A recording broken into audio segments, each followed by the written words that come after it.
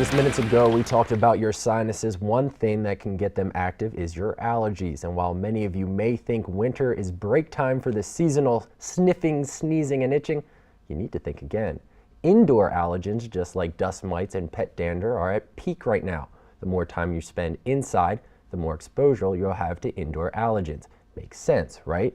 So what can you do? According to WebMD, to control winter allergies, you should throw out shower curtains, wallpaper, or carpeting that have mold. Wash showers and sinks with a solution containing bleach. Use a dehumidifier and keep humidity below 50%. Use a HEPA filter to clean dust from the air. Wash bedding in hot water each week. And use allergy-proof covers on mattresses, pillows, and comforters. And if you have a pet, be sure he or she gets a bath at least once a week.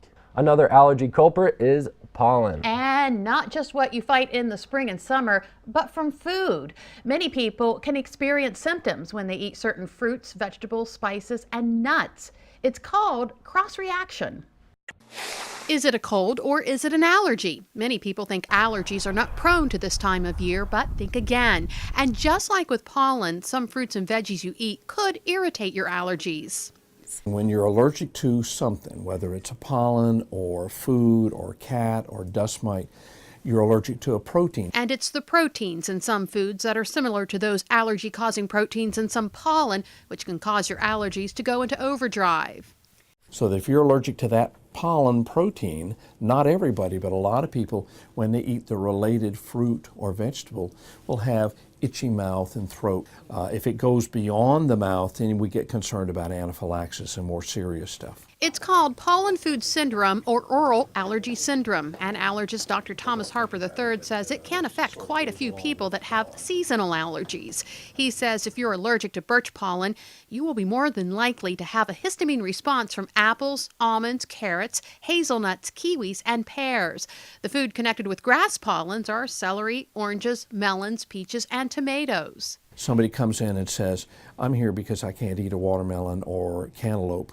I can guarantee them they're going to be allergic to ragweed, and they almost always are. Dr. Harper says heating the fruits and vegetables break down the protein and can help avoid a reaction. So people will say, when I eat raw apples, my mouth and throat itches, but I have apple pie. I can eat that without a problem.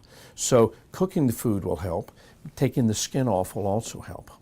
According to foodallergens.com, most people with a pollen allergy can better tolerate the cross-reacting foods when they've been cooked, baked, or roasted. But if you get a reaction from, say, raw celery and nuts, it is likely that you will also get a reaction from the two even after they're cooked.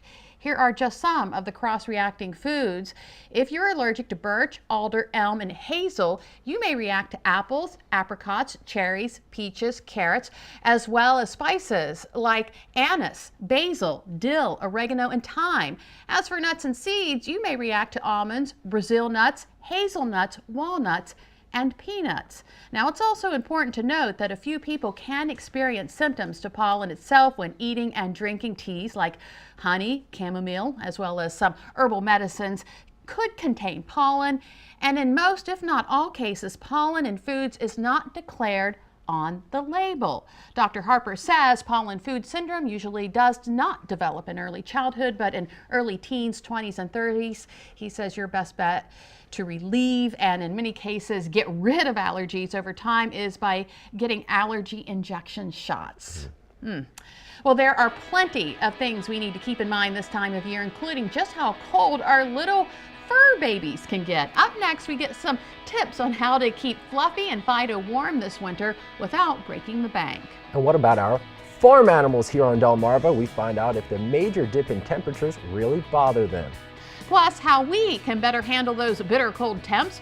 We learn about the proper way to layer up this winter. And this is just really cool. We get an inside look through the eye of a thermal imaging camera.